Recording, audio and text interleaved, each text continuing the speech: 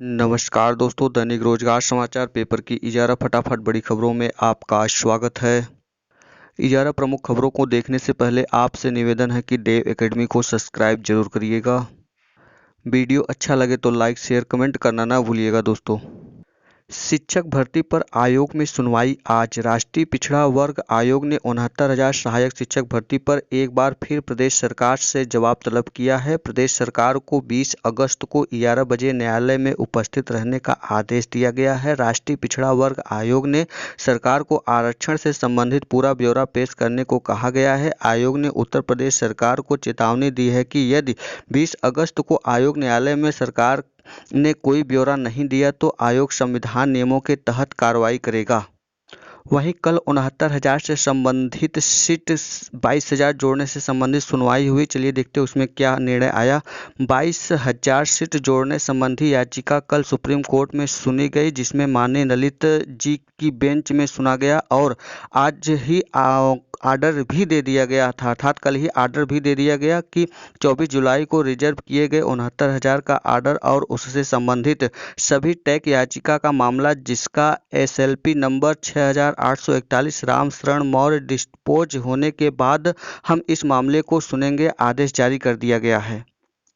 लखनऊ दमकल व कारागार विभाग में जल्द बम्पर भर्तियों की तैयारी है। उत्तर प्रदेश पुलिस भर्ती व पदोन्नति बोर्ड करीब 16,668 पदों पर भर्ती परीक्षा कराने की तैयारी में जुटा है। दरोगा व समकक्ष पदों के लिए प्रस्तावित भर्ती में करीब 3,000 पद भी बढ़ाए गए हैं। भर्ती बोर्ड दिसंबर व जनवरी माह में दरोगा समेत विभिन्न पदों पर भर्ती की परीक्षा कराने की तैयारी कर रहा है। हालांकि आने वाले दिनों में कोरोना संक्रमण की रफ्तार भी काफ़ी मायने रखेगी। DG भर्ती बोर्ड RK विश्वकर्मा ने बताया कि दरोगा भर्ती के पूर्व अध्याचना में उप निरीक्षक नागरिक पुलिस के करीब 3,000 पद बढ़ा दिए गए हैं। पूर्व में 6,130 पदों पर भर्ती होनी थी, लेकिन अब दरोगा के 9,534 पदों पर भर्ती की तैयारी है, जिसमें PAC प्लाटून कमांडर के 484 व फायर स्टेशन ऑफिसर के पद भी शामिल हैं। इसके अलावा पुलिस में SI मिनिस्टीरियल व स्टेनो के 1,329 पद पर भर्ती प्रस्तावित है। कारागार सेवा में बंदी रक्षक के 3,638 पदों पर भर्ती होनी है, जिसमें महिला बंदी रक्षक के 626 पद शामिल हैं। इसी तरह फायरमैन के 2,065 व आरक्षी घुड़सवार पुलिस के 102 पदों पर भर्ती होनी है।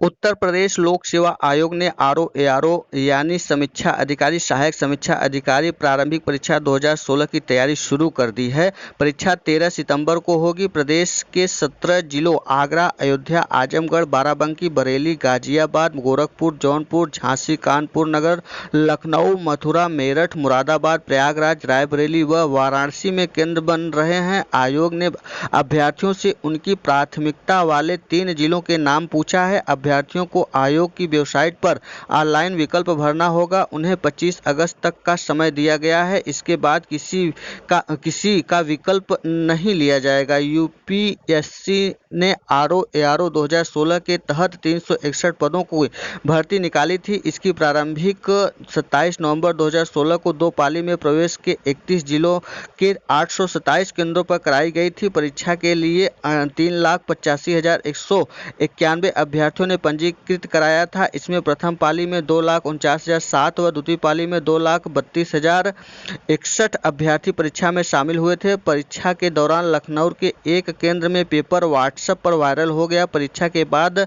IPS अमिताभ ठाकुर ने लखनऊ के हरजगंज थाना में दोनों प्रश्न पत्रों के आउट होने की रिपोर्ट दर्ज कराई।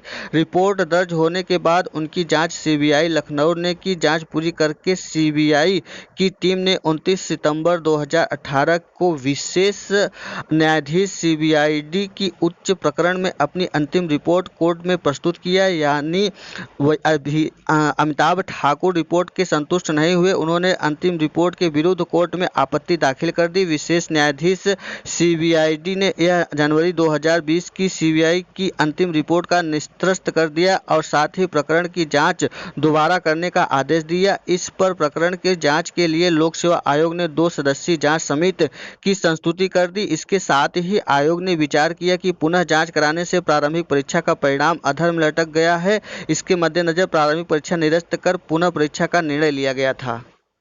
सभी भर्तियों की एक परीक्षा। नेशनल रिक्रूटमेंट एजेंसी ने गठन को मंजूरी मिल गई है। कॉमन एबिलिटी टेस्ट कराई जाएगी। उम्मीदवारों को ग्रुप बी सी के लिए अलग अलग परीक्षा देने के झंझट से मुक्ति मिलेगी। सरकारी नौकरियों में भर्ती के लिए एक आरंभिक परीक्षा होगी। इसके लिए केंद्र सरकार ने बुधवार को नेशनल रिक्रूटमेंट एजेंसी NRA के गठन को मंजूरी दे दी है। NRA common eligibility test CET कराएगी। ग्रुप बी और सी की भर्ती में इसका शुरुआत होगा। प्रधानमंत्री नरेंद्र मोदी की अगुवाई में हुई कैबिनेट बैठक में यह फैसला लिया गया।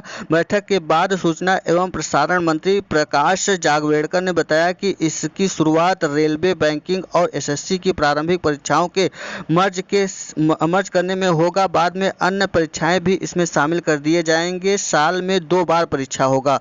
जावड़ेकर ने बताया कि NRS साल में 2 बार CET आयोजित कराएगा। अभी रेलवे, बैंकिंग तथा SSC में ग्रुप बी और सी के 1.25 लाख पदों के लिए करीब 2.5 करोड़ उम्मीदवार बैठेंगे। सुधार का मौका। कार्मिक राज्य मंत्री डॉक्टर जितेंद्र सिंह ने बताया कि CET में सफल उम्मीदवारों को मेरिट लिस्ट तैयार होगी जो 3 साल मान्य रहेगा। हालांकि जो परीक्षार्थी स्कोर बेहतर करना चाहेंगे वो पुनः परीक्षा दे सकेंगे। सफल परीक्षार्थी दूसरे चरण के लिए पात्र होंगे। उन्होंने साफ किया कि सिर्फ आरंभिक परीक्षा एक होगी, बाकी अन्य औपचारिकताएं पहले की तरह ही होंगी। निजी क्षेत्र पहल करें।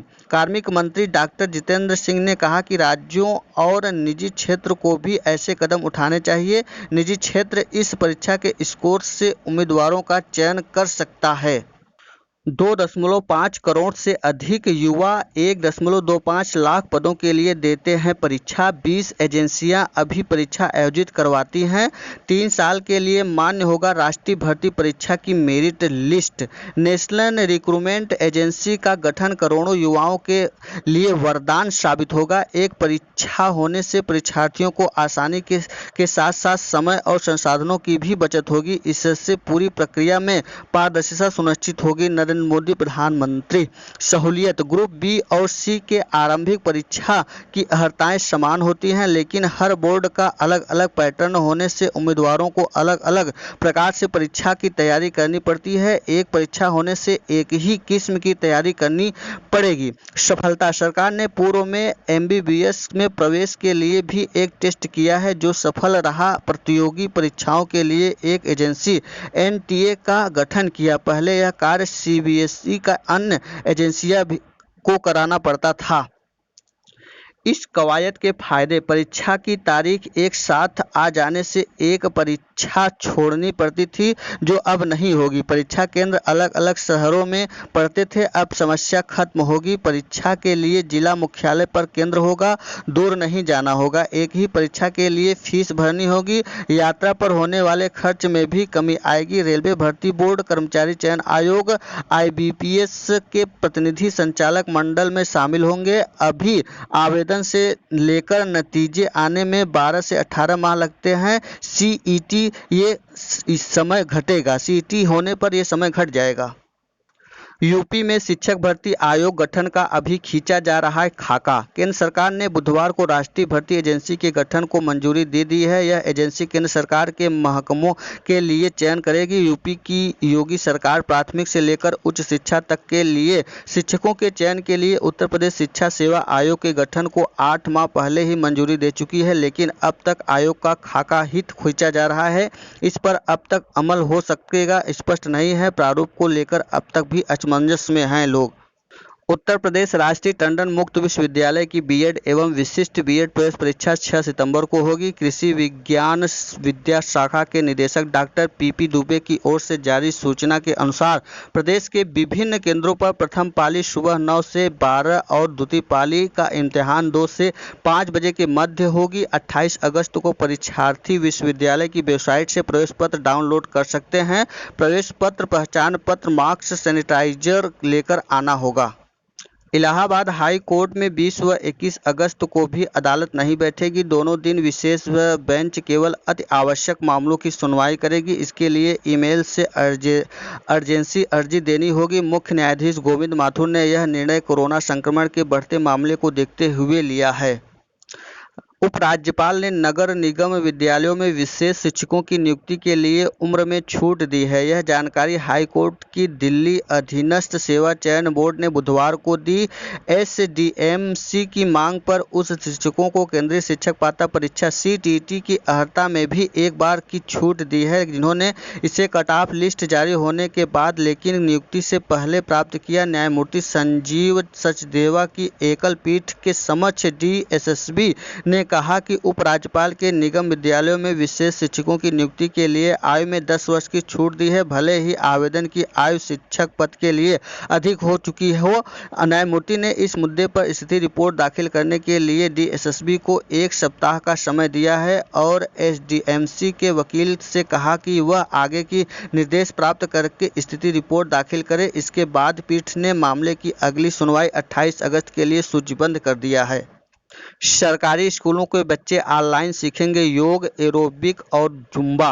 ऑनलाइन सत्र तैयार यूट्यूब चैनल पर किए जाएंगे अपलोड। बच्चे भी भागीदारी का रिकॉर्ड मूल्यांकन का हिस्सा होंगे।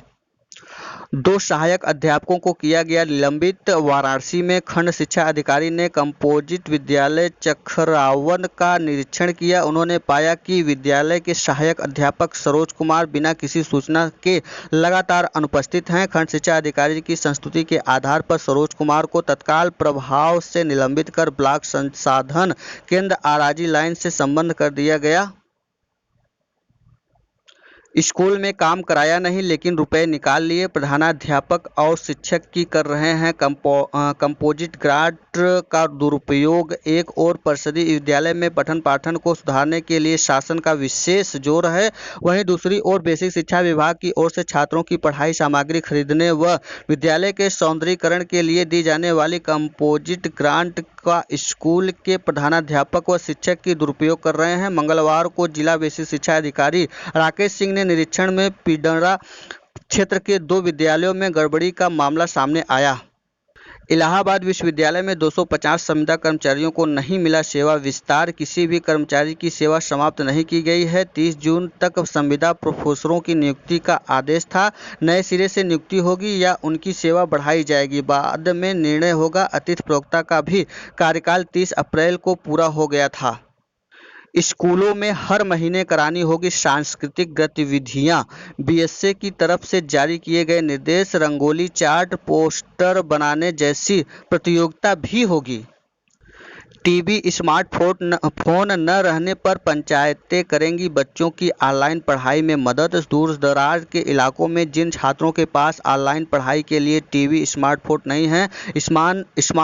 नहीं है, उनकी मदद पंचायतें करेंगी। केंद्र सरकार ने राज्यों की ऑनलाइन क्लास और सीबीएसई सर्वे रिपोर्ट के आधार पर 12वीं कक्षा तक के छात्रों के लिए नई गाइडलाइन जारी की है। पिता ने बेटे को बोर्ड परीक्षा दिलाने के लिए रात भर साइकिल चलाकर तय किया 105 किलोमीटर का सफर। मध्य प्रदेश के धार जिले में 105 किलोमीटर साइकिल चलाकर एक मजदूर पिता ने अपने बच्चे को परीक्षा दिलाई। दरअसल प्रदेश में रुक जाना नहीं अभियान के तहत 10वीं और 12वीं परीक्षा में असफल हुए छात्रों को एक और मौका दिया जा रहा है। इसी सिलसिले में मंगलवार को गणित का पेपर था। जिले के मनवारा तहसील में शोभा राम 38 साल के हैं के बेटे आशीष, जो कि 10वीं के 3 विषयों की परीक्षा देनी थी। परीक्षा केंद्र उसके घर से 105 किलोमीटर की दूरी पर धार में है। कोरोना महामारी के चलते बसें बंद होने की वजह से शोभा राम अपने बेटे को लेकर सोमवार रात 12 बजे ही साइकिल से निकल पड़ा। धार में ठहरने की व्यवस्था न होने से उन्होंने 3 दिन का खाने का सामान भी साथ रख लिया। वे भोर में 4 बजे माड़ू के मुश्किल रास्ते में निकलकर मंगलवार सुबह 7:45 बजे परीक्षा केंद्र पहुंचे। अब बुधवार को सामाजिक विज्ञान का पेपर देने के बाद बृहस्पतिवार को अंग्रेजी का पेपर है। तब तक दोनों पिता और पुत्र परीक्षा पूरी होने तक यहीं रुके रहेंगे। हेडमास्टर सहित 2 अध्यापक निलंबित, 2 शिक्षक व 1 अनुदेशक का अग्रिम आदेश तक रोका गया है। वेतन व मानदेय। खंड शिक्षा अधिकारी की रिपोर्ट पर बीएसए ने की कार्रवाई। जांच के लिए गठित 3 सदस्यीय समिति 15 दिनों में रिपोर्ट देगी। ये था आज का दैनिक रोजगार समाचार पेपर की इजारा फटाफट बड़ी खबरें। वीडियो अच्छा लगा हो तो देव एकेडमी को सब्सक्राइब, लाइक, शेयर, कमेंट करना ना भूलिएगा दोस्तों। वीडियो में अंत तक बने रहने के लिए बहुत बहुत धन्यवाद। फिर मिलते हैं एक नई सूचना के साथ, तब तक के लिए नमस्कार।